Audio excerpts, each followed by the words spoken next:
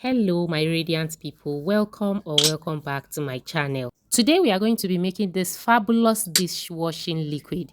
If you are someone who has a small business or you just want to be making your dishwashing liquid yourself to save cost and to give yourself the best quality possible, or to improve your products for your customers to retain them, you want to make dishwashing liquid that is like that of any big company out there, then you need to watch this video to the end right after giving me a thumbs up and subscribing to my channel so that you can see more useful videos like this when I upload them. Now, one of the issues that homemade detergents generally have is the fact that they may not perform as well as the ones you buy in the store. That is because they may not have been formulated properly, some are not preserved properly. Sometimes the kind of thickener used also makes it feel heavy and doesn't make it very good for cleaning. Well, this formula is different. It is one that feels, looks and performs just like any professional formula that you can buy out there. In this video, I am going to be showing you a very simple and economical formula. Now, when I say economical, I don't mean I'm going to teach you how to make 100 liters of liquid detergent with 10,000 naira. That's not what I mean. Economical means cost effective. It means you will spend your money to make a product that would give you value, not to make a product that is much but will end up spoiling and will end up not working well. You make some dishwashing liquid detergents and after a few days it stops performing well, it becomes watery, it starts to smell and all other issues. Now, this is what we are trying to avoid with this formula. As you saw in the beginning of this video, I measured out just 5 milliliters of this dishwashing liquid, and that is what I used to wash all the plates that I had there, and I even washed my sink with the remaining product. Now, this product is not one that you put in water and the foam will just rise up. That is what we call flash foam. Some products have flash foam. When they rise up to the top like that, by the time you introduce oil into the soap, it goes down completely. But you can see this, it's lasted to the end. So let's go right into the formula. Let me show you how to make this. Now, the first thing you need to do before you start any formulation is to plan. You need to get your book and your pen and write down everything you need, and then you bring out all your equipment and your ingredients and measure them. So the first ingredient we are using is our water. Ensure that you are using water that is from a very clean source. In fact, the best water to use is distilled water. Using distilled water helps your product to last longer. As you can see, I have divided the distilled water into two parts. I kept the remaining part so that I can be using it to rinse out any remnants from my containers. The next ingredient we are going to be using is our disodium or Tetrasodium EDTA. Any one you have is okay, but here in this video I'm using disodium EDTA. You can see the function right there on the screen. The next thing we're adding is our citric acid. We need the product to have a lower pH, so we are using citric acid as a pH adjuster. After adding our citric acid, we give our mixture a good stir to enable the ingredients we have added to dissolve, and then we go to the next phase, which is our surfactant phase, where we add all the soapy stuff that helps to clean our plates. The first surfactant or cleansing agent we are using is texapon, also known as SLES. Now, there are different concentrations of texapon out there in the market. The one I have is 85%. There are some that are 30%. So ensure that you are asking your supplier what version of texapon they are giving you, because if you use 30% at the same amount in this product, it may not give you the result that I got. One tip to know if your texapon is actually highly concentrated is that the ones that are like 30%, they are not very difficult to dissolve in water. Once you put them in water, after a few minutes, they will dissolve. But the one that is highly concentrated takes a longer time to dissolve in water. That's just one tip, because a lot of suppliers don't even know the concentration. They just sell it to you. Okay, now we add our next surfactant, and our next surfactant is Cocamidopropyl betaine. That is capb for short. So we are going to add it into this formula because Cocamidopropyl betaine is a very good co-surfactant when you are using SLS or SLES. It contributes to the thickness, and then it makes the texapon to be milder. Texapon is an anionic surfactant. It carries a negative charge, and it is one of those surfactants that cleanses very well but can be harsh on the skin.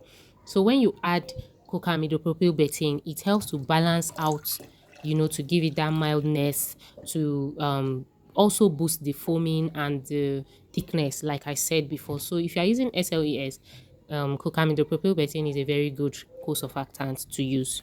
Yes, our product is coming together nicely, and then we add the next set of ingredients. Now these ingredients, I've already mixed them together.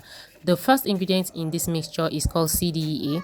It is also a surfactant. It is an emulsifier. It helps to blend in the fragrance oil, and it helps with the stability of the product and also to boost transparency of the product. Okay, so it is worth investing in some cdea if you want your product to perform very well.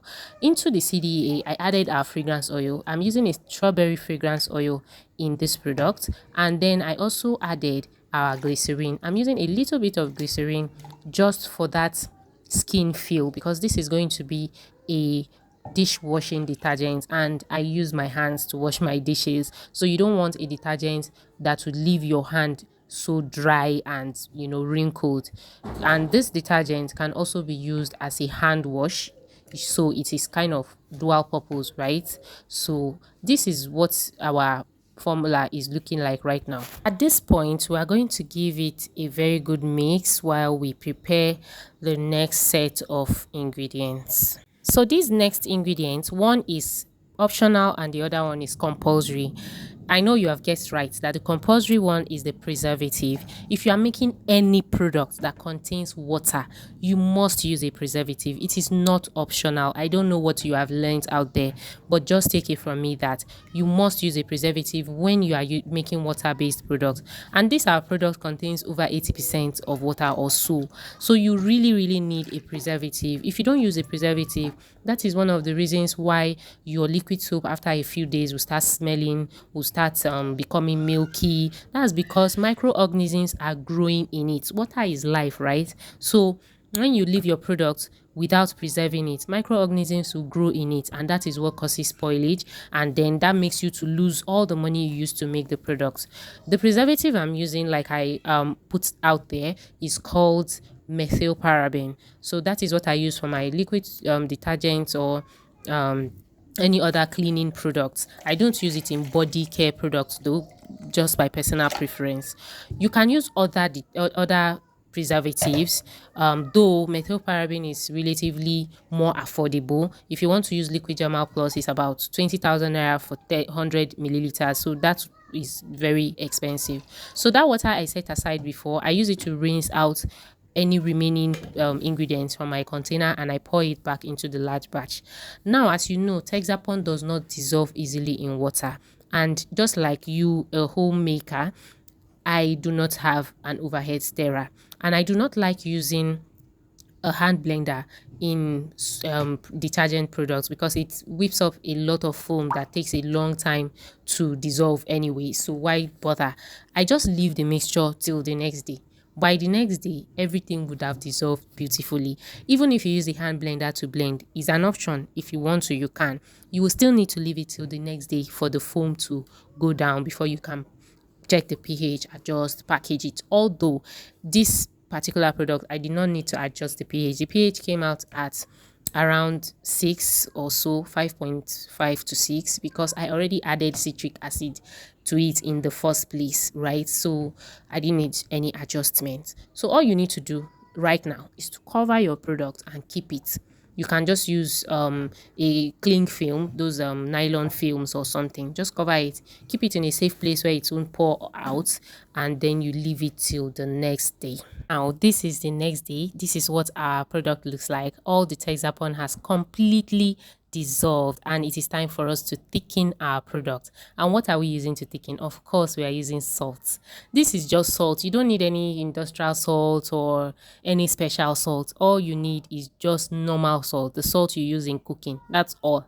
So we are going to be using our salt to thicken, and as I added the salt, you can see that it's already starting to become thick. So usually some people make a salt solution, but I've already used up all the water I'm supposed to use in this product, and I do not want to add any more water to it. That's why I added the salt directly, because I have already measured the salt accurately. So it will take a little while, a few minutes, for you to see the final thickness. Don't go ahead and add more salt at this point. No, please, because if you add more salt, it is going to now become watery. So just leave it until all the salt has dissolved, and you can see this is what our product looks like. It is thick, it is transparent, it has a beautiful color. I forgot to film when I was adjusting the pH. You actually have to adjust the pH before you add your thickener, right? So this is what our soap looks like, and we are done. You can see that this is a very simplified way. I got some comments from some people in one of my videos, and the person said my teaching style is not good, is terrible, or something like that. So I really don't know, but I tried as much as possible to make this as simple as possible.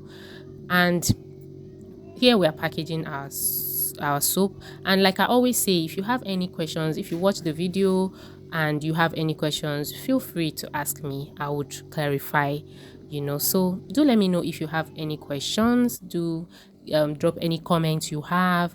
If you have learned anything new, if there's anything you are in doubt of, you want to clarify, I'm always here. Please subscribe to my channel to encourage me. I have like 3 more videos that I've shot, and I'm going to be uploading them back to back. They are actually soap videos. I have one turmeric and honey soap video. I have one laundry soap video. You don't want to miss it. Cheers.